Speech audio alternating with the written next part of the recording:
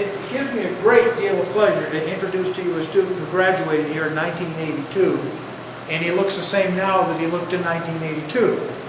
And I don't, but so I'm jealous about that. Paul went off to grad school at the University of Oregon and got his master's degree in 1985. And then he decided, since he'd been like in the classroom for about 20 years, maybe the best thing that he could do was just get out and go do stuff. So he went out and he started working on peat bogs in Maine, and then he ended up working for a company that was extracting peat. Down East peat. Down East peat, that will tell you what they do. And then he was headed over to Dragon Products, which was a Dragon Products at that time. They had 2 or 3 different names, but anyway, Dragon Products in Rockland, and worked there. And then he went to the freshwater program. Is it freshwater? Drinking water program. I mean, hey, I'm getting old to see now, but that's all right. I still have that. And then the best part, what he did, you know, a little note where I get all this information because I couldn't remember it all.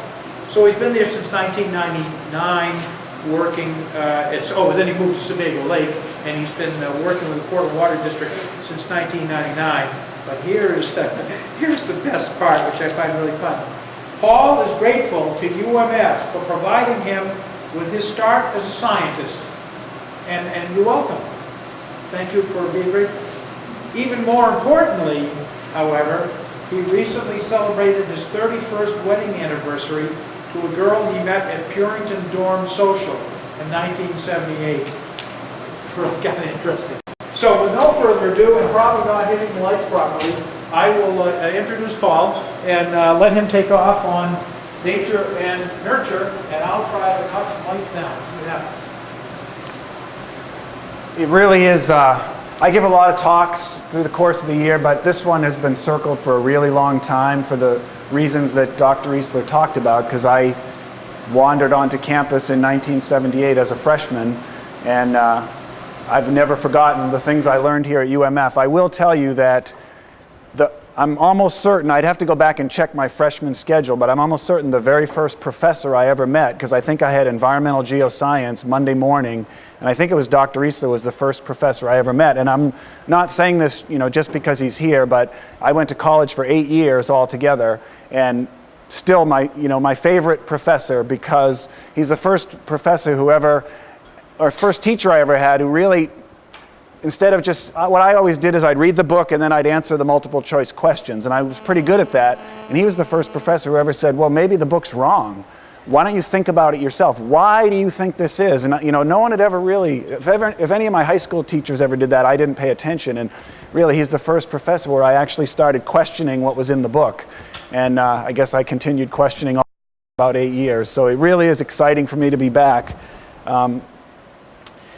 And this is my wife and I on graduation day in 1982, the unfortunate mustache years, which I gave up on. But Farmington really was a great place for me to start. From here, as Dr. Eastler said, I went on to the University of Oregon as a geology major, but I haven't really done that much geology since, because I moved quickly into environmental work, and I sometimes think I'm way more qualified to do geology than to do environmental work, but this has been my career for many years now. My talk today is about Sebago Lake, which is, I like to say, it's Maine's most important natural resource because it's used by so many for so much. So this is just how my talk is organized. First, I'm going to tell you about my company, the Portland Water District. I've worked for public and private. I've worked for the state. I've worked in a school district for a couple of years. And by far, my favorite company I've ever worked for is the Portland Water District, because it sort of behaves a little bit like a private company, because we have water that has to be treated every day and delivered to our customers. But it also acts a little bit like the state agency, because we're a nonprofit, so we're there to protect public health. That's our mission. And so it's kind of the perfect combination of public and private, in my view. So I'm going to talk about the company a little bit. And then the basic premise of what I'm going to talk about is, most of you aren't old enough probably to have kids, but I am. In fact, my daughter's graduating from UMF this semester. But if you have kids, or if you've thought about that, you hear this question about, are your kids, is it nature or nurture? Are your kids born to be a certain way and that's what they are, or is it the way you've raised them? And anybody that's had kids will probably tell you at some point, well, it's a little bit of both. You know, kids are born with a certain potential, and as parents, you do your best to kind of help them reach their potential. And hopefully you do it well.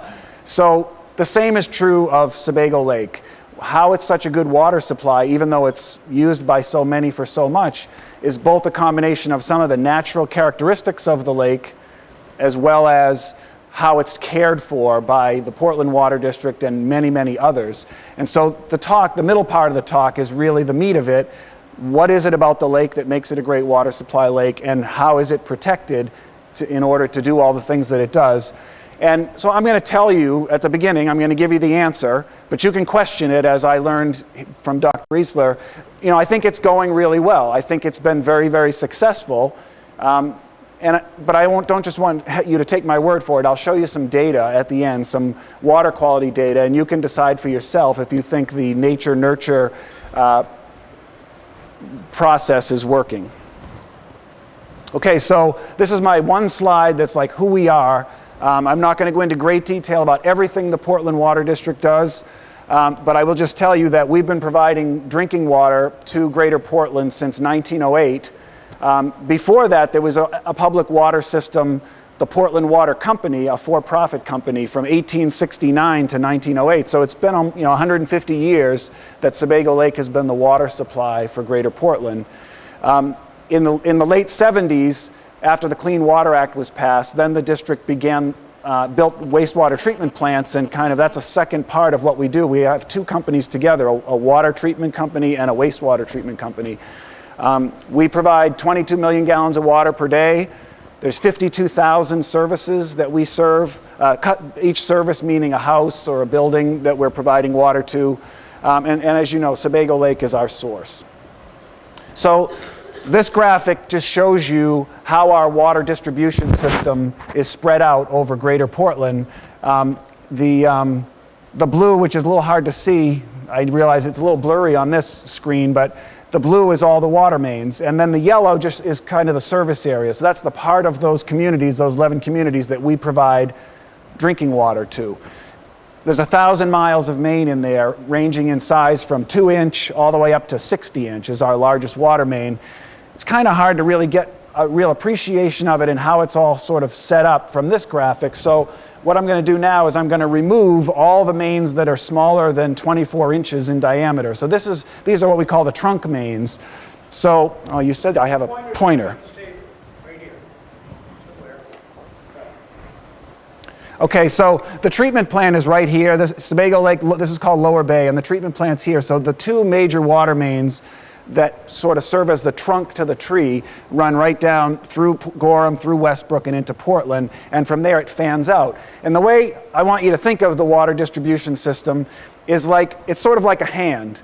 So, or a wrist and a hand. So here's the wrist coming down like this, and this is the palm of the hand. So the water comes out of the treatment plant and comes down here first, and so the palm of the hand is where the water is sort of the youngest. Water, if you're in Greater Portland, you're drinking water that we probably made the day before. But from there, it fans out and goes out into the fingers of the hand. And so as you move up the Falmouth feeder and the southern feeder, that's where the water has been in the system longer and it's traveled a longer distance. And what you're also seeing on here, this isn't a talk about the distribution system, but I sort of can't help myself, that the reason why there's different colors here is that, well, here's another thing to think about. The lake is at 267 feet above sea level, and this is sea level. So think of this like it's tipped like this, and so the water is basically running downhill. Once we get it out of the lake and treat it, this is what we call the gravity part of the system. There's no pumping needed because the water is just running downhill, which is it's a lot more cost effective if you can have gravity do all the work for you. But then when you get into parts of Westbrook and Windham and Cumberland, the elevation is higher than the lake, so we have pump stations to push the water up into those other pressure zones. And that's showing you where the pump stations are. So, the water comes down the hill, comes down the wrist, down to the palm of the hand, and then it has to get pushed uphill to get back into here. And of course, we have water storage tanks, about a dozen of them, because you want to have the water right next to your customers when they need it, when they all wake up in the morning and they all want to use their water. If it's all sitting here in the lake, it would be hard to get it all the way down to here in time, so you store it overnight. You fill up the tanks overnight, and then they sort of drain during the day. Okay, this is also not a talk about how we treat the water, but I want to give you just a little bit of background about how the water is treated. This is the treatment plant here, and it's under construction now because we're adding ultraviolet disinfection now, which is going to be our newest form of disinfection. The district has what's called a waiver to filtration. Raise your hand if you know what a waiver to filtration means. Okay, one person does. If you use a surface water body in the United States to provide drinking water, a river, a pond, a lake, you have to provide a filter, some kind of physical barrier where you filter the water first and then you disinfect it and then you provide it to your customers. There are 30,000 public water systems in the United States, and about 30 of them have applied for and received what's called a waiver to filtration. What that is a legal document that says, you know what? Your water is so clean and you protect it so well, you don't even have to build a filter plant. You can skip that and go right to disinfection. So the water that you drink in Greater Portland comes out of the lake and is disinfected here, but there is no physical barrier. The water, it comes into the treatment plant, is disinfected, and some other chemicals added, and then it's in your cup. And as I say, there's only about 30 systems in the country that have that waiver to filtration. And every year we have to demonstrate that it's still warranted, that the water is still as clean as ever and it's well protected. And that's really what I'm going to talk about. Okay, so even, if you know Maine, I don't know if you've seen it from this elevation before, but Sebago Lake is a very prominent feature in Maine. And I often say it's the most, Maine's most important natural resource because it's used by so many for so many things. And you can see it from space. There it is, very prominent feature, the second largest lake in Maine. So here's a little bit about it. And there's really, the graphic is what I want you to focus on. The lake is 30,000 acres in area, and it's surrounded by a 300,000 acre watershed. I still use English units. I just can't do the metric system. I mean, I can convert it, but when I think in terms of miles and acres. So I'm a failed product of the American attempt to convert everybody from English to metric, I guess. Anyway, it's 30,000 acres in area, and there are 23 towns that are at least partly in the watershed. But when you learn about watersheds as a kid, you learn a watershed's like a bowl, and the lake sits down in the bottom of the bowl, and when rain falls in the bowl, it goes down to the lake, right? That's a simple concept. We can all get that. Well, if Sebago Lake was surrounded by a bowl that was its watershed, the water quality in the lake would be dramatically different. Notice how the watershed is kind of long and skinny, and it's all oriented north-northwest, and it goes northwest of the lake. There's virtually no watershed south of the lake. Why does that matter? Well, it matters for this reason. I'm going to show you now an aerial image of that part of Maine, which is in the watershed, and then I'm going to show you another aerial image of that part of Maine, which is right next to the lake, but is not in the watershed. It drains toward Portland and to Casco Bay. So here you go. This is what the watershed looks like. Green and furry. It's all trees. It's 82% forested.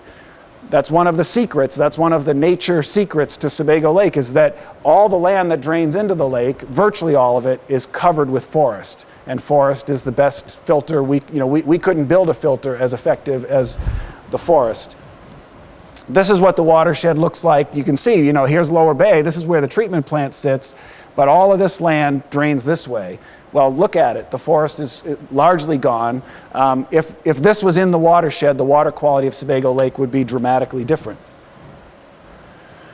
And this is just, we're scientists, so I'll give you some numbers. I'll try to sprinkle them through, but we did a land use, land cover analysis of the watershed, and you can see that it's 81.5% forested land, and then other small, residential. There's really not much commercial in there, but those little slivers represent the other 20%.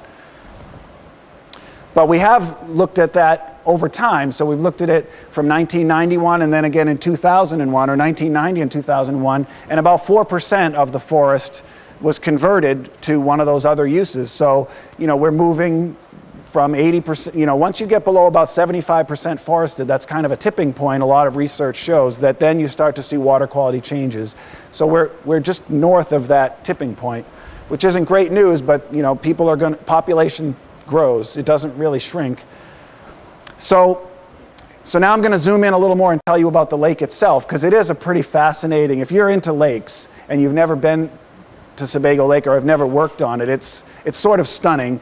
Because 30,000 acres in area, you just have to get in a boat and just open it up and go 20, 25 minutes and you're still on the lake. I mean, it really is amazing how big it is, and you can't really appreciate it until you're on it. There are 7 towns that circle the lake and have frontage on the lake. The deepest point is 310 feet deep. Well, I told you the elevation of the surface of the lake is 267, so the bottom of the lake is actually below sea level. And there's nearly a trillion, if you do the math, 30,000 acres, it averages 100 feet. There's almost 1 trillion gallons of water. Now, when we first did that calculation, I thought 1 trillion, that seemed like infinite until the great financial collapse of 2008, and that's when we all realized 1 trillion is not infinite. It is a finite number, but it is a lot. I'm going to give you a couple of numbers to help you put that into some perspective. Okay? We use 22 million gallons a day to provide drinking water to 200,000 people. What that means is we use 8 billion gallons a year. Well, there's 1 trillion. So there's almost 100 years of water sitting in that lake right now, that if we kept using it at the rate we're using it today, and it never rained, of course none could evaporate either, there's 100 years of water sitting there. I'm not going to stand here and say you can't contaminate 100 years worth of water, because you can, but it's a lot harder than if you only had a small pond. So that's another, in addition to the forested watershed, having that enormous quantity of water does provide some buffer so that humans have to work a little bit harder to contaminate that much water. How much water is that? So this is, probably 6 months from now you'll forget everything I told you today, but you won't forget this. This is my favorite piece of information about Sebago Lake. How much water is that? 1 trillion gallons. Okay, so remember this. Tell your spouse or your mother or somebody about this. So if you started filling, those splash trucks that you fill pools with, start filling those from Sebago Lake, and you'd fill, 10,000 gallons. It's about 50 feet long. Again, English units. You could fill a lot of trucks, a lot of them. I mean, more trucks than you can even imagine. You could fill 100 million of them. Okay, well that's a big number too, but that's still what does that mean? Okay, so this is what you're going to remember.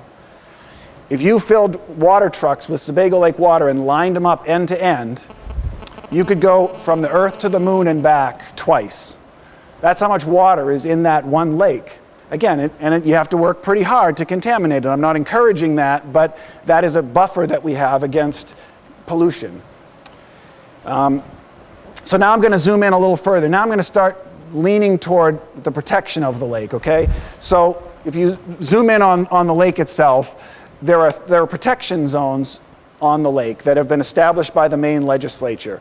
There's a no trespassing zone right down around the intakes, and then there's a no body contact zone. So in the yellow part of the lake, you can have a boat in there, you can go fishing, but you can't jump in, you can't swim. The rest of the lake is completely unrestricted. So now, let me give you a little bit more information about Lower Bay, and that is, if you zoom right in on Lower Bay, the Water District has purchased land that kind of circles it like a collar. And that's really important because it's right near the intakes, but it's only 2,500 acres of land. Well, I personally own 0.48 acres of land in Maine, so that's a lot of land by my standards. But when you're talking about a 300,000 acre watershed, 2,500 acres is really not very much land at all. And that's all the Water District has purchased over the 100 years we've been using that lake.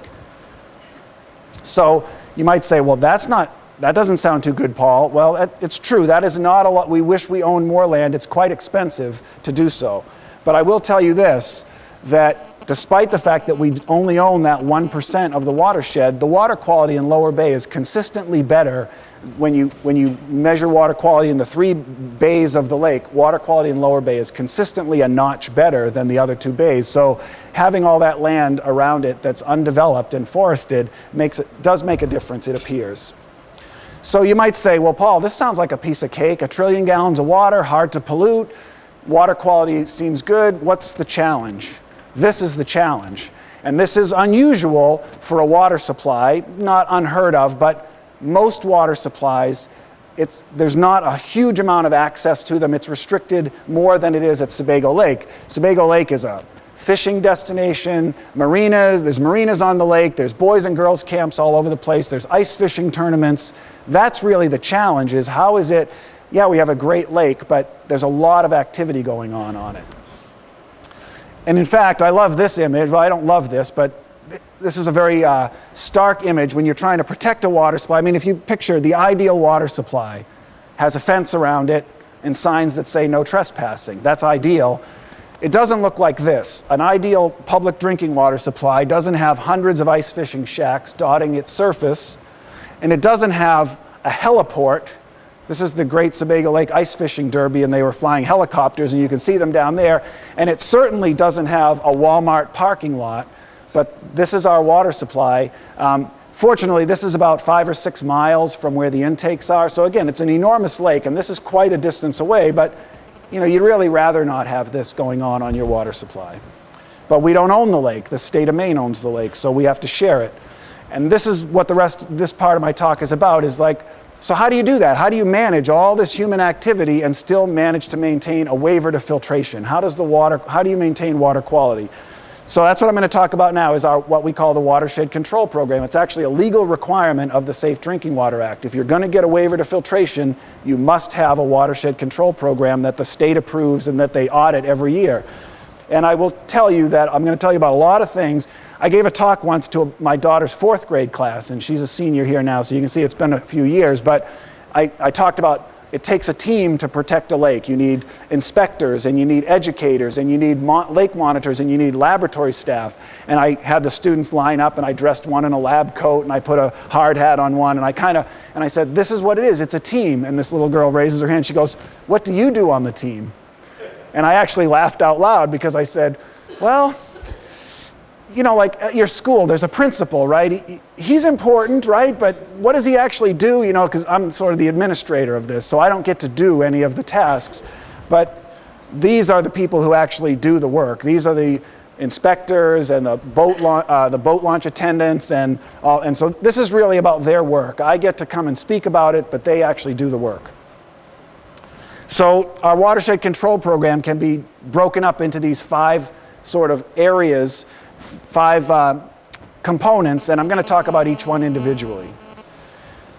Okay, monitoring. We monitor Sebago Lake pretty much on a daily basis. I could give a whole talk on monitoring that would take all this time, and I'm not going to do that, so I'm only going to try to summarize it for you so you can kind of get a sense of how big our monitoring program is and what we do.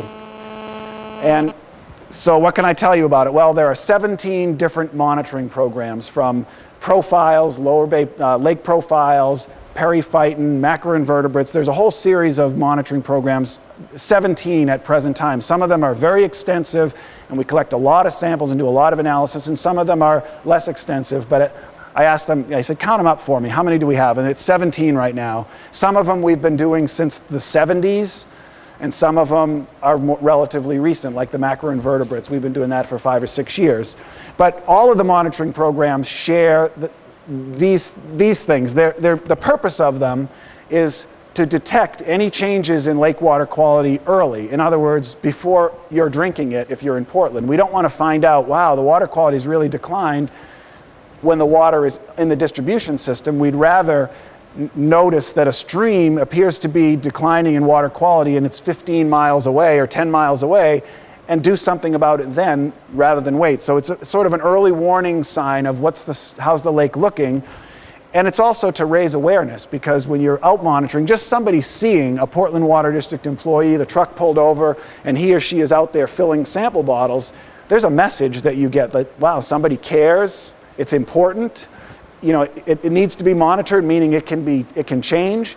So it's sort of an outreach effort all by itself, just the act of doing it. And also, when you get data and you put it together into a chart or a graph or a report and you distribute it, you're communicating to the public about how important the lake is and the things that can affect it. And by the way, on your way out, I brought a bunch of stuff. I don't think I have enough for everybody. I have an example of our watershed news that goes out twice a year. I have some lake maps and some other things, but feel free to take them.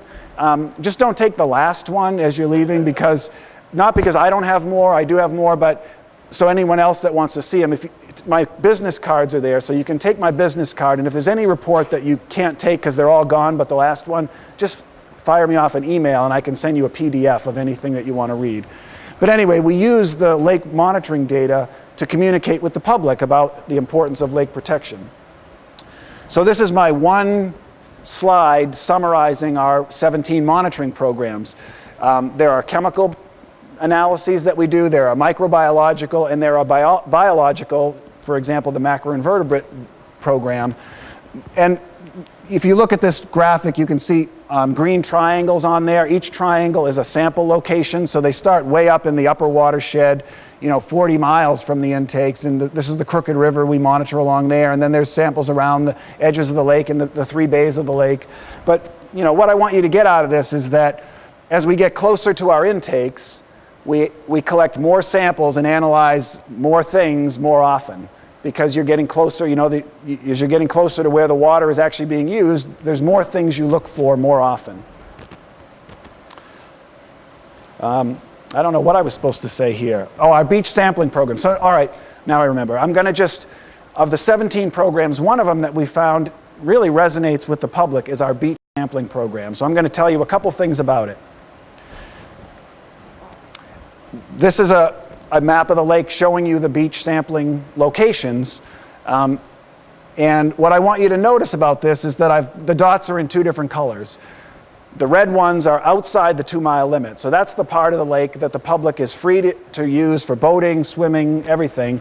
And then all the ones in blue or purplish color down here are inside the 2-mile limit. So you can have a boat in there, but you can't touch the water. So we go out through the beach season. We go out once a week on Tuesdays. We collect samples from all these locations, analyze them for E. coli bacteria, and see how it looks. So what would you expect? The data are what you would expect. If there are people, you're going to see more bacteria than where there are no people. That's what you'd expect. But it's so dramatic that, and now I'll show you what the results look like. Now just imagine you're a member of the general public, and I'm trying to convince you that this 2-mile limit, which some people agitate against because they say, hey, I want to get in there and go swimming. Well, look at the data. These are the beach sites outside the 2-mile limit, and these are all the locations inside the 2-mile limit. If you put humans in the water, you get E. coli in the water.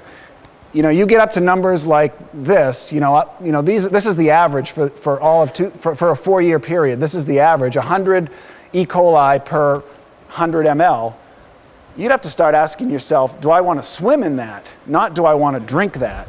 So this is, a very graphic illustration of why that legislatively established 2-mile limit, which was established by the Maine legislature in 1913, is necessary. It's a critical part of this protection program.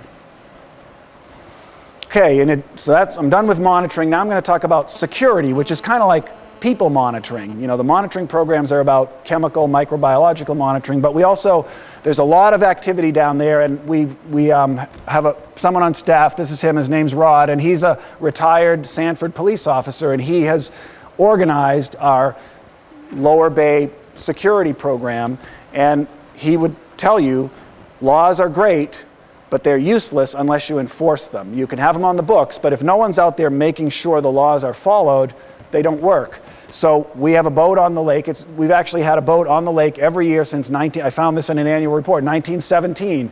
The trustees have decided it's important to have a boat to patrol Lower Bay in the summertime to keep people from swimming. I'm paraphrasing, but that's what it said. And we've done that every year since then. This is a newer boat. By the way, this boat, if you're going to do lake protection work in Maine, it is kind of nice to be working for an organization that is committed to it, because, I work with other people who work on, volunteer lake monitoring programs and things, and they're just barely scratching together a couple of canoes and maybe a kayak to go out there and do their monitoring. We're committed to Lower Bay, and this is the boat we use for sampling too. That boat cost $52,000, and the staff was just blown away when we purchased it, and it's lasted already. We've had it about 10 years. That boat will be around it's all solid, it's aluminum. It's not going anywhere. We've already replaced the engine once, but the boat itself is indestructible. And it also sends a message to people that these laws are important and we're going to enforce them and you need to follow them. So you'll remember that the lake is divided up into these no trespassing, no body contact, and then the unrestricted zone. So the boat is mostly used to patrol right around here, and just, we don't find anybody. We've not found anyone in all the years I've been there, but we just sidle up next to them and say, you can't swim here, and then they hop back in their boat and they go. So this is the data, since we've been collecting it for about 10 or 12 years, and just anytime there's anybody is in contact in the no body contact zone or trespassing in the no trespassing zone, we sidle up next to them, we take their information, we send them on their way, and then we count the numbers. And so, it seems to me that this is when we hired Rod, by the way. So the data back here, we hired, this is nothing against college students, but we used to hire college students for the summer, and they took it somewhat seriously, but then you hire a police officer and you say, we want these rules followed, and he enforces the rules. So I'm very much more confident about this data. And it's about 50 times a year, 50 to 75 times somebody swims in Lower Bay and we catch them and we throw them out, and about a similar number of times that somebody trespasses inside. There's buoys on the lake to mark it, and many of them are just, they didn't realize it. It's not obvious when you're out there. It's a big lake and they find themselves inside the no trespassing zone, and so we shoo them out. But we keep track of this to make sure that the numbers stay low. So now I'm going to talk about our land around Lower Bay. I told you we own 2,500 acres, and we've divided it up into what we call the red zone and the green zone. The red zone is no trespassing at all. It's fenced, it's signed. You cannot go in there. If you go in there, then you're going to meet Rod, and he's going to write you up for that. If you come in many times, by the way, we do have the authority to take you to court, but as I say, we haven't had to do that because 99% of the time people just are confused. There aren't really, we haven't had too many chronic violators who are just doing it to poke us in the eye. But if they do, there is the legislature passed a law. They amended the law to make the fine used to be $20 because it was passed in 1917. That was a large amount of money in 1917, but in 2000, I'm sort of reminded of, there was a story I'll tell you, when the New Jersey Nets had Derek Coleman. None of you are probably old enough to remember him, but anyway, he was a great player from Syracuse. He didn't really like to follow the rules. He sort of felt above the rules, so the coach initiated a policy that, I want to look better in the airports, so I want everybody to wear a tie and nice clothes, no sweats. When we're traveling, we ought to represent the team. So sure enough, they go to the airport, and here comes all the team members, and here comes Derek Coleman. He's wearing his sweats, and he's got his gym bag, and he walks up, and so the coach sees, okay, he's basically poking his finger in my eye. So the coach walks over to say, you're going to have to be fined. He said, Coach, just tell me how much the fine's going to be for the whole season. I'll write you a check now. And so a $20 fine was really not much of a deterrent. So we went to the legislature a few years ago, and they raised the fine to $2,500. And we have no intention of ever using it, but we felt like, well, it's kind of a joke to say you could be fined $20 for chronically violating a drinking water protection law. And they agreed, and so it's $2,500 now. But anyway, the red zone you can't trespass in, which sounds kind of restrictive and bad, but to compromise, we said, you know what, all this land back here, we'll make this open for public access for free. And we built kiosks, and the kiosks, you see them in these symbols here, visitor kiosks. So you sidle up to the kiosk with no charge, you fill out a permit, just tell us who you are so we know you're there, and then you can use it all day. You can go snowmobiling, you can ride a horse, you can hike, you can go cross-country skiing, mountain biking, all of that. You can't ride an ATV because that's going to tear up our vegetation, and we don't want that. And you can't have any campfires, but other than that, it's free public access. And so, this is Rod patrolling the land in our Kubota. It's really a great public resource, and it's really, it's nice to be able to provide drinking water, and also another thing that people like, which is open space, because that land would be very valuable if it were developed, but also if it were developed, you'd never get a chance to use it because it would be private and you'd never have a chance to visit it, and this way you can use the land. So this is what a kiosk looks like, and you fill out this permit here, tell us what you're doing there, and you're free to use it for the whole day. And as I say, there is a $2,500 fine for chronically violating the rules, and we've never had to do that. So this is the kind of chart that makes the administrator of the program really excited, because we initiated that land use, the land reserve system in 2005. And so since then, Rod has been collecting data with his field staff. how many visitors we get per year. And so each of these bars, these vertical bars, represents the number of visitors to the land reserve in a year. So 15,000, almost, well, in the last year, over 20,000 people visited that land. We also count, if you violate the rules, then Rod's going to write you up and give you a ticket, and we're going to keep track of that. And so this red line is showing you that this is the number of violations per 1,000 visitors. And that number's gone down. It's kind of asymptotic now. It looks like this is kind of the background level, that we're going to get about 10 to 15 violations for every 1,000 visitors. What is a violation? Well, we walk up to them and we say, "Where's your permit?" I didn't know I needed a permit. They probably didn't know they needed a permit, but that's still a violation of the rules, so we record that. But the exciting thing is we're getting more visitors and fewer violations per visitor, and that's really what you want. It's a well-managed, it's a good compromise. It's used for the public a lot, and it's not having, we don't feel that it has anything but a good effect on the water supply, because when people patrol the land, they'll call us and say, there's some trash here, you guys might want to pick it up. So it's better to have eyes and ears out there than just have it fenced and you don't know what's going on. Okay, so inspection, the next component of our watershed control program. Because we only own that green collar around Lower Bay, most of the lake is surrounded by land that's owned by others. And if they own the land, then they are allowed to develop the land according to whatever the rules apply, shoreland zoning or otherwise. So there's thousands of properties that border the lake that we don't own.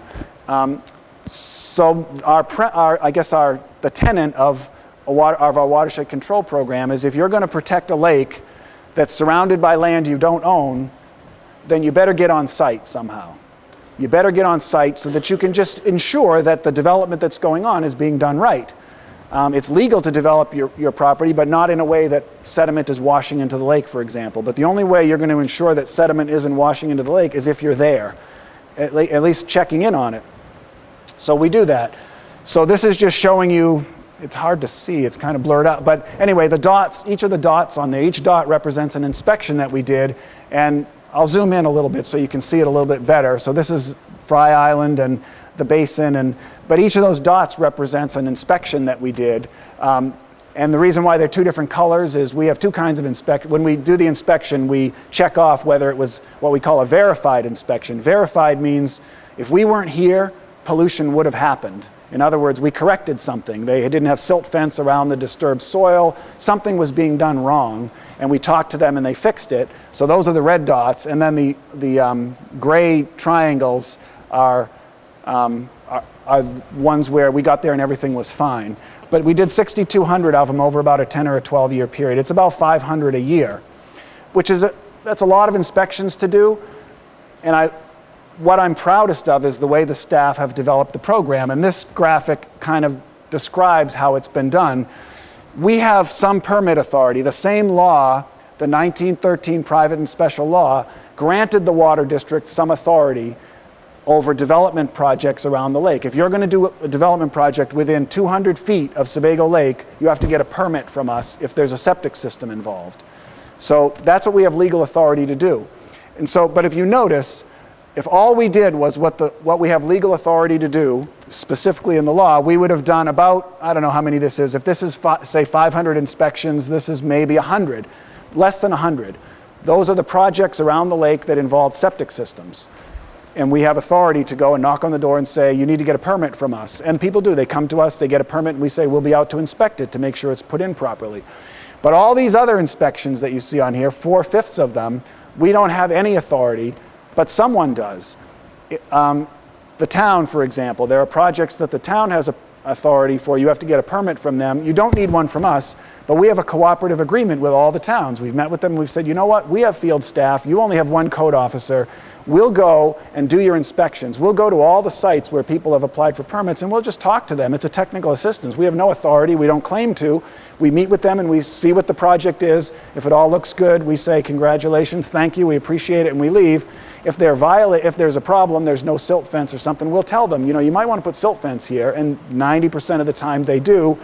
And maybe once in a while someone says no, or you come back a week later and they haven't corrected it, but we have no authority. So we go to the code officer and we say, you might want to go check that property because it seems like they're not doing it right. We have the same agreement with the DEP because they only have one field person for all of southern Maine, 4 on Sebago Lake. So they send us a list each week of these are the permits that have been issued, and we go and we look. It's a technical assistance visit, but if we see a problem, we call the DEP and we say, this might be one you want to check.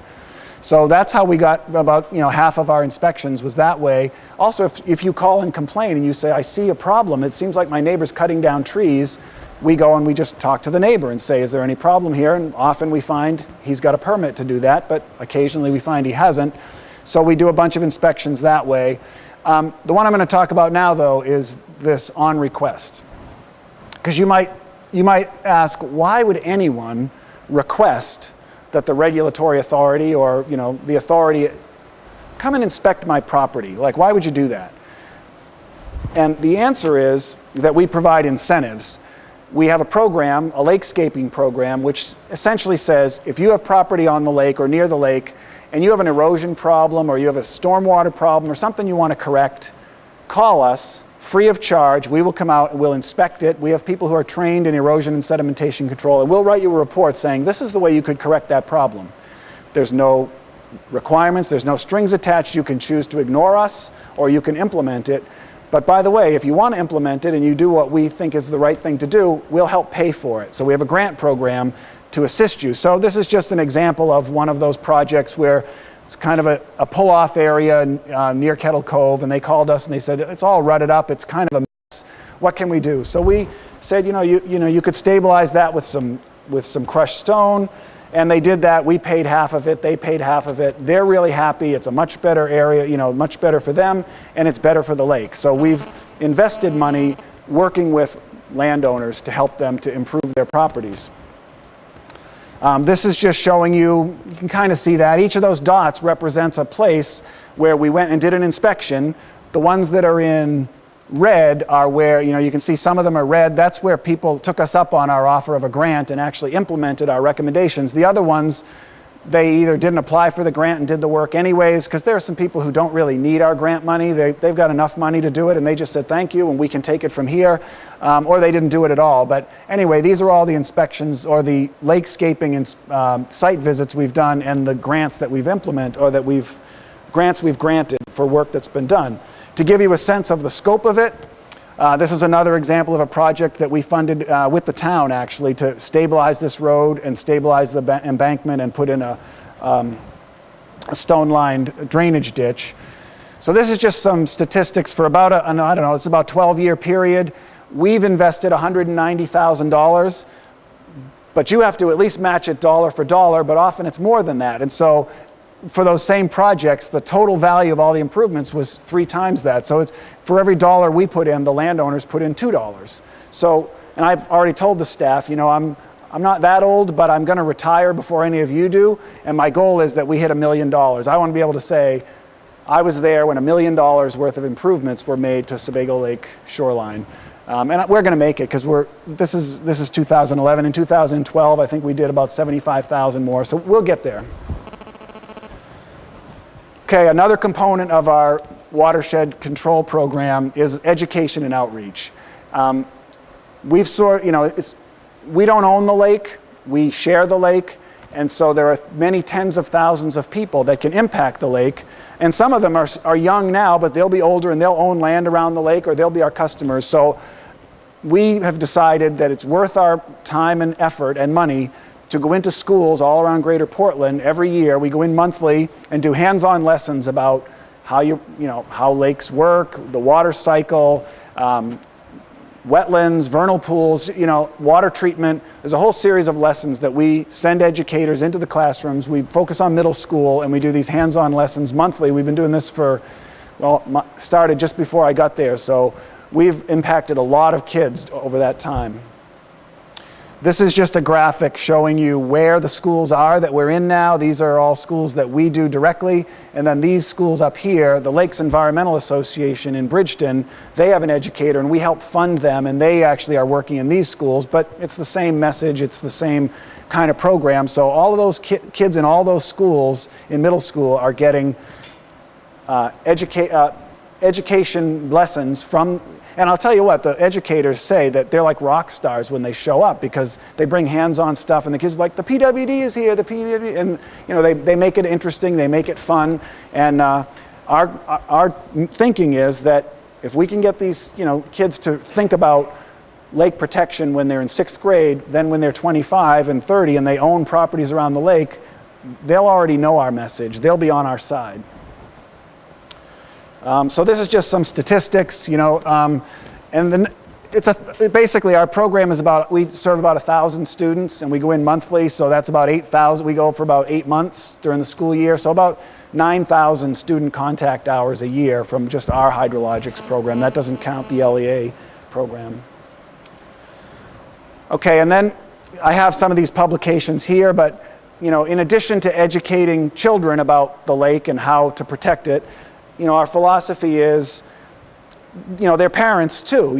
If we can sort of get across to them how the lake works, why it's important, what things can affect it, if they understand it, if they love it, then they'll help us protect it. And we find that there's all kinds of good protection work that's going on that we're not directly involved in, but people have people who live around a lake have a sense of it, and if you can give them a little bit of science behind it, I think that just adds to their ability to understand how their behavior can impact the lake or not impact it. And so finally, land acquisition. The best way to ensure that a piece of property doesn't affect the lake that it's around is to own it. The challenge is it's quite expensive to own property around Sebago Lake, so we don't purchase a lot of property because of the cost. But when we do, there's about 21 properties now that we've identified. They're all inside the 2-mile limit and they're within 500 feet of the water. We've written all the landowners and said, if you ever want to sell, come see us and we'll make you a fair offer. So it has to be a willing seller, and we've been doing this. I used to call it, there were 12 right on the water, and then the others are back. I called them the Dirty Dozen, and then they became the Elite 8 because we bought 4 of them. And our goal is just to remove the camps and plant trees and return it to its natural state, because these are right around Lower Bay. And again, it's only willing sellers, so you have to come to us and say, I want to sell, and we'll buy the property, we'll make you, we'll have it appraised and offer you fair market value. It doesn't involve a realtor often, so you save some money there. So we've been able to buy properties, and now they look like this. We plant white pines. The problem with that is it's quite expensive. So I told you that we own all this land here in green, and the Dirty Dozen, the Elite 8, they're all right down along here on the shoreline. And the people who live there know that we're interested, but we're not going to bother them. They're free to use the camp. They can't touch the water because it's inside the 2-mile limit. But if they ever want to sell, come see us. But what we found is trying to purchase these properties is very expensive. It can cost $500,000 to buy a piece of property smaller than mine, 0.48 acres. You can spend easily $500,000, and we're a nonprofit public entity. We don't have that kind of money. So what we have found is that the land trusts that operate in the upper watershed are working with willing landowners who want to put their land, say, in easement. They want to put in the deed that it can never be developed. And but the problem is they're giving up the development rights to their land. Could be $500,000 in value there. But the land trust, this is what they do for a living. They try to gather up enough money to help willing landowners put their land in easement. And what we found is we can help with that by offering a percentage of the money. So that's a new, sort of in the last 5 years, the projects that you see on there. So what this map is showing you is there's land that we own.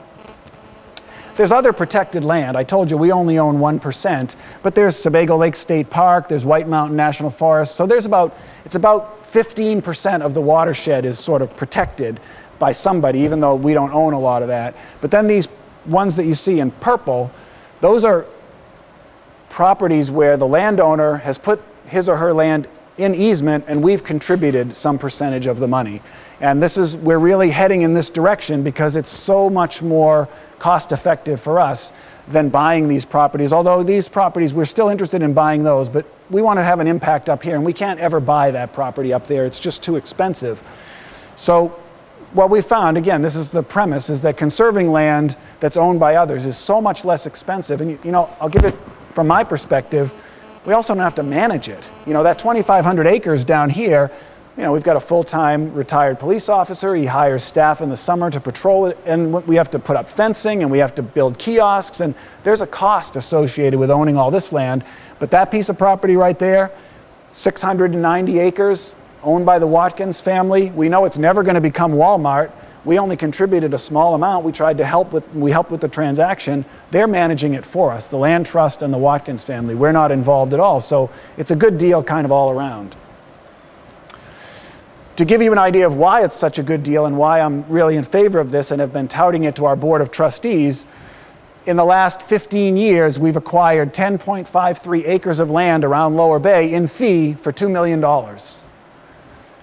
In the last 5 years, when we started doing this conservation easement program, we've spent $45,000 and 1,448 acres have gone under easement.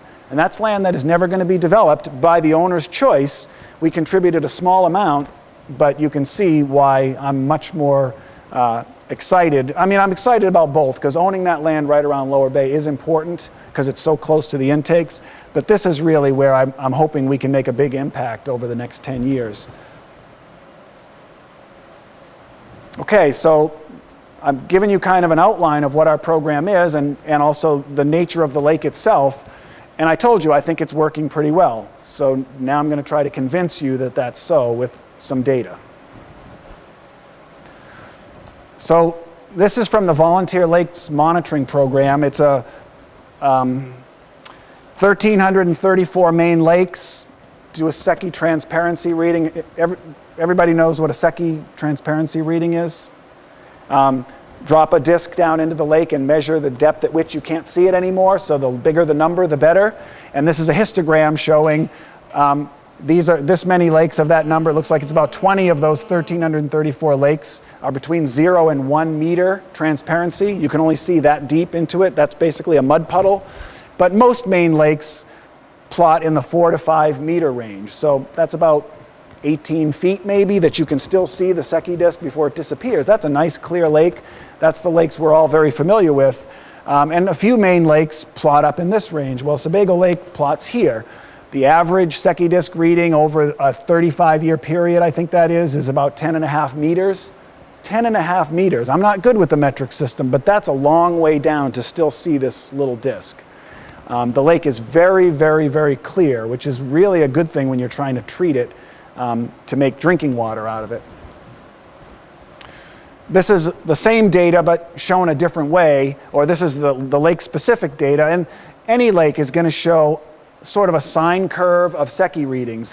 There are so many factors. There's weather and other things, and so any lake is going to have very clear years and less clear years. So all these dots are just showing you all the monitoring we've done over the years with the Secchi disc on Sebago Lake, but the key take-home is the trend line. So this is 1976 to present. The trend of transparency is flat, which is, I always tell the staff, you know, we have 2 environmental laboratories, 7 environmental scientists doing analysis every day of distribution system samples and source samples. And I always say, boring data. That's what we're striving for. I don't want any exciting numbers. I don't want to see any anomalously high results. I want to see nice flat trends, because that means everything is going fine. And this is a nice flat trend. Okay, another measure that water utilities do every day in order to ensure that the water is treatable and is going to be easy to treat is turbidity. So it's sort of related to Secchi transparency, but this is being measured in the raw water. So we're drawing the water out of Lower Bay, bringing it into the plant, and it runs through a turbidimeter, and so we measure it continuously, and then every day, every 24-hour period, the computer grabs the highest number of all the measurements it's taken all day and says, there's your max turbidity for the day. So this is the max turbidity at the Sebago Lake Water Treatment Facility from 2008 to 2012. So this is 5 years of data.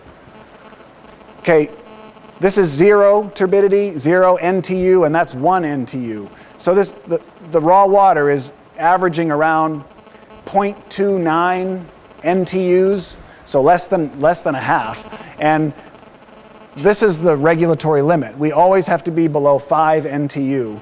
If we start bumping over that, then the waiver to filtration starts to be in question. Because the reason why that's true is that if you're getting turbidity spikes where you're getting storm events and the water is getting mucked up and the turbidity is spiking, well, you can't really trust your disinfection then, because organisms can hide in that particulate matter and they don't get disinfected as well.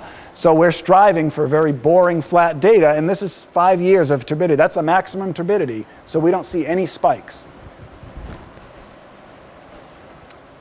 and I think this is my last measure of water quality that I want you to try to grasp here, and that is if you have a waiver to filtration, every day you have to take a raw water sample. So this is before you've disinfected it at all, and you have to test it for fecal coliform bacteria. You have to do that 5 days a week. We have to do that till the end of time. So we run this membrane filtration every day and determine how many fecal colonies are there on the raw water. And it has to be 90% of the time. This is what the regulation says. You got to do that every day, and 90% of them have to be less than 20 colony-forming units in 100 milliliters. So let's see, we've done that each weekday for 18 years. We've been doing that test. So that's about 4,600 times we've done the test. Okay, so now if you've been listening to me, you can tell me how many of those could have been over 20 before we'd be in trouble with the regulation. How many? Has anybody been listening?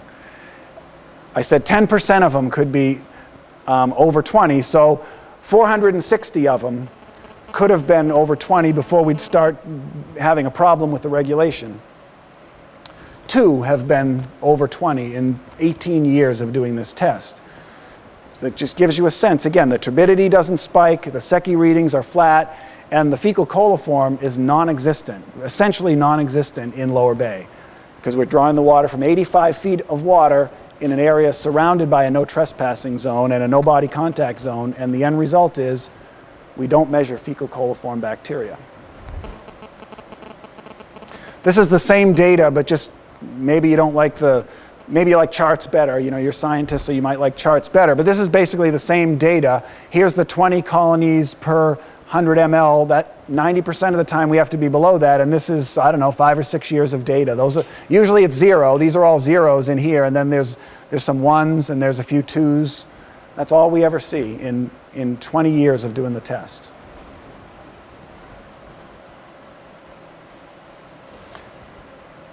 That's my last slide. As I say, I have some information here that you're free to take. And take my business card if you want to send me an email and ask me any questions, or ask me for PDF versions of any of the publications if everybody's taken them but the last one. But I'd be happy to answer any questions that anybody has. Thank you very much, Paul.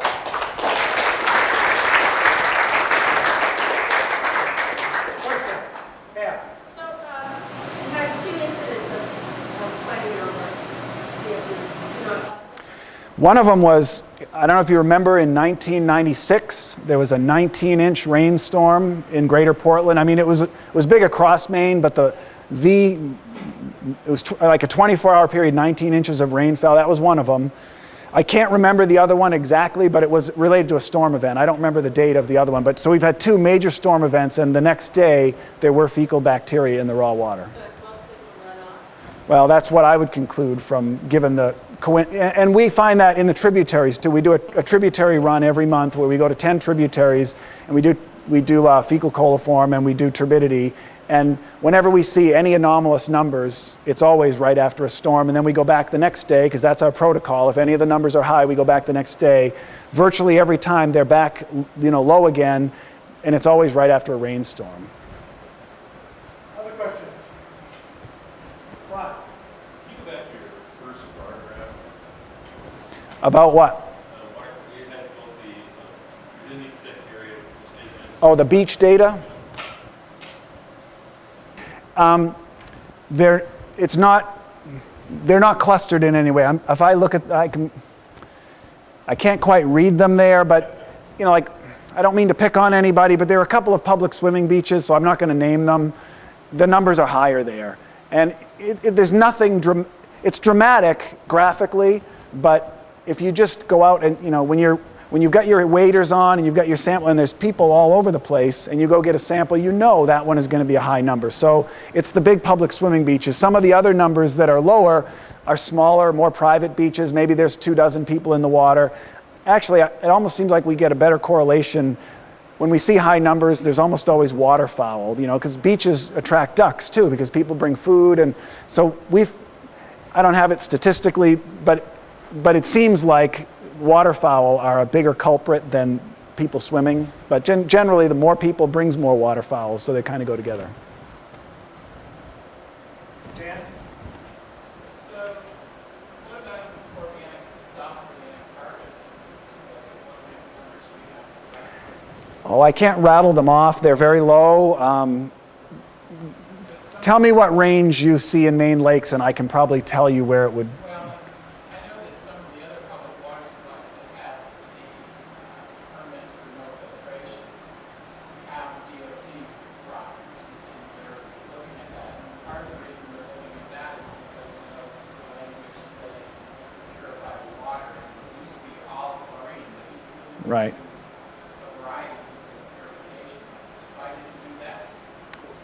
Ozone was chosen as the disinfectant because Joe Taylor, who was the general manager of the district 20 years ago when the plant was built, he wanted ozone. We only had, I know where I know the answer to your question now. It's below 4 because 4 is kind of a magic number with water utilities. You get above 4 and then you have to do other things. And I know we don't have to do any of those other things. So I think our numbers are usually around 2.5. So the dissolved organic matter in the lake is low.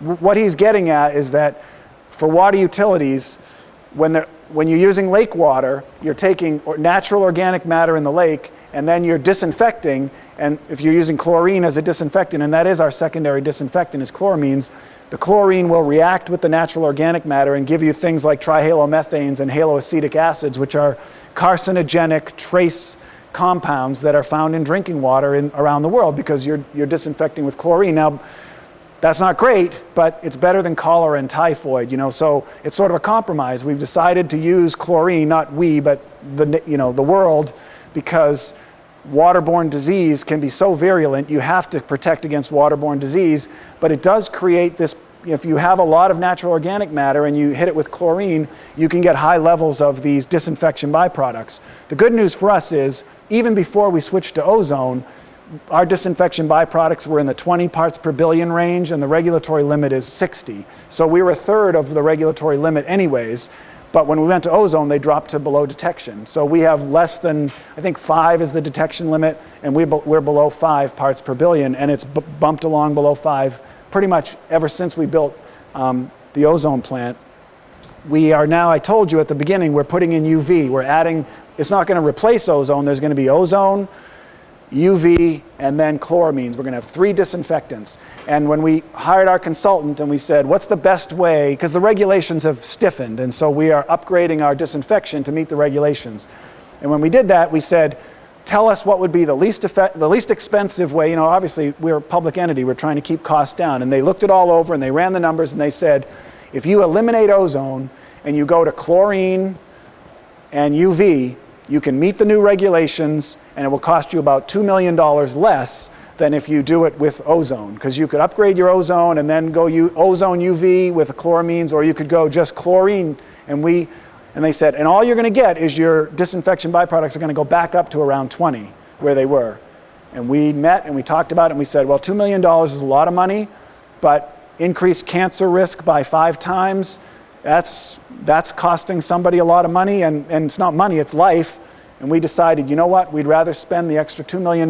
It's a 20-year investment. We're going to stick with ozone, because ozone also imparts it has some good taste and odor qualities too. Our water almost looks bluish. It's so crystal clear, and people like that. So we thought, they like the ozonated water. It has lower disinfection and byproducts. We're going to upgrade our ozone. So we don't have any trouble at all with disinfection byproducts. We are below detection, and we want to stay there. Do you dechlorinate? We do not dechlorinate. Because if you could do that, realize it's a massive amount of fluid going through there. It's a lot easier to chlorinate it and not have to deal with the products of dechlorination. But at the same time, you keep the chlorine basically out of the water, and I don't know if you get those byproducts or not. The reason why we couldn't do that, a bottled water company will do that. They will disinfect and then remove the disinfectant and then bottle it, but that's because it's going in a sealed bottle. But when you're a public water system, you are taking your water, you're disinfecting it, and then you're sending it out into a 1,000-mile distribution system, and it could be in the distribution system for 3 weeks before someone drinks it. So you have to have a residual disinfectant in there. You don't want water that has no chlorine in it, because if a bacteria or something gets introduced, say a storage tank is a little rusty, and so you get an introduction of some bacterium, there's no disinfectant there, it's going to multiply, and so it could cause waterborne disease. They chlorinate when they do it. They don't always do it. But when they chlorinate, they dechlorinate. Exactly, It goes because right into the river, and then right, they don't care about it. because we do that. We do dechlorinate at our wastewater treatment facilities, but we don't. We actually add the chlorine. We don't need. Federal law requires that you disinfect to a certain level. In other words, there are measures of have you disinfected enough. We get all the disinfection we need from ozone, and we will with UV. We add the chloramines as to protect the water as it makes its journey to your home. We don't need it to meet the disinfection requirements of there's what's called primary disinfection, which is to kill whatever is in the water, and then there's secondary disinfection, which is to protect the water for the next 3 weeks, and that's what we add it for. So we couldn't pull it out because then you'd have water with no disinfectant in it, which is illegal, by the way. Not only is it a bad idea, it's also illegal. Other questions? Yes.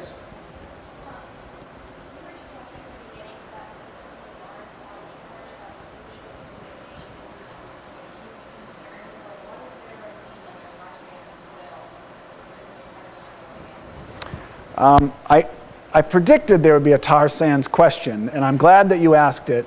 What she's talking about is there's a crude oil pipeline that runs from Portland to Montreal, and it runs right past Sebago Lake, within a very short distance of the lake, and then it crosses the Crooked River, which is the primary river entering Sebago Lake, 6 different times on its way to Montreal. And as we speak, millions or hundreds of thousands of gallons of oil are flowing from Portland to Montreal. It's been that way since I was born. Before I was born, that oil pipeline has been in service. And there is some talk, there's not an official proposal, but it appears there will be a proposal to reverse the flow in the pipeline and take tar sands oil that's being mined in Alberta and bring it to Montreal, and then put it in the same pipeline but run it in the opposite direction, and then offload it in Portland. And I think they want to take it, the idea is to bring it to New Brunswick to refineries. So there are questions, you might have read it in the news, that people are questioning if that's a safe thing to do, because this pipeline, were it to rupture, would impact Sebago Lake. And so where it is right now is there's no formal proposal. So we would want to see a formal proposal before we would make a formal statement about it. But our board now has decided that it would be wise, because there's a lot of talk about it, despite no formal proposal, to speak to the opponents of the idea and the proponents of the idea. So that's what we're doing now. Is there was a meeting in March where the opponents of the idea of using that pipeline for tar sands met with our board and basically gave their presentations of why they think it's a bad idea. In another 2 weeks or so, the proponents of the idea, including Portland Pipeline Company and others, and PHMSA, which is the federal agency that regulates pipelines, they're going to come and speak to our board and say, this is why we don't think it's a bad idea. And after that, our board is going to, because I could tell you my opinion, but my opinion is not what matters, because I work for the Portland Water District and we have an elected board of officials and they make policy. So I might advise them, I might say, this is what staff thinks, but ultimately that's why you elect those people to run the water district. And so they will formally either speak in favor of it or make a statement in favor of it, against it, or neutral. And they haven't done that yet.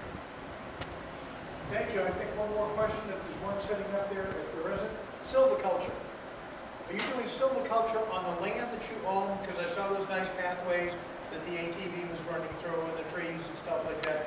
Are you managing your forest? We are managing our forest. We have a licensed forester. He's been with us since longer than me, so 15 or 20 years. He's got a forest management plan that he revises whatever frequency. I think every 5 years they have to be revised. Our land is in tree growth, and so every year they're harvesting a percentage of our trees according to the forest management plan.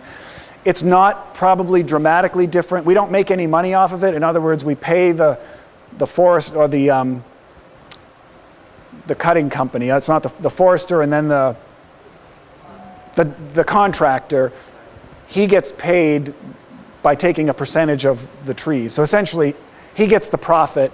That's how we pay him. We don't get any money from it, because we just have, our forester has taught us that if you just leave it, we hire a lot of, all right, my group, we're the earthy, crunchy granolas of the Water District. We're the environmentalists, so whenever we see cutting, I mean, I don't know much about forestry, so the first time you see it, it's a little rough. And, you know, people expect our land to look like a state park, and when they see cutting, they'll call us and say, oh my gosh, you're clear cutting. It is not clear cutting. You just have to learn what you're looking at, and I'm from Braintree, Massachusetts. I'm not from here originally, so when I first saw it, I was like, my gosh, what are we doing? Forester took me out, walked me around. He said, okay, this is what we did this year, and yeah, you know, when you first cut the trees, it's a little rough looking, but let me take you what we did 2 years ago. And he takes me over there, and it looks, you can't even, you know, if you look around, you can see a few stumps, but it's kind of back to normal. And the Maine Forest Service has come and looked at it and said, your land is really well managed because you've got, you know, the canopy, and then you've got a mid layer, and, you know, it's being managed, because if you just let it grow, you're more susceptible to forest fire, you're more susceptible to predation by invasive insects. So it doesn't look beautiful the day it's happening, but within a year or two, it looks pretty much the same, and it's healthier. And so we've been told by the Maine Forest Service that we're doing a good job.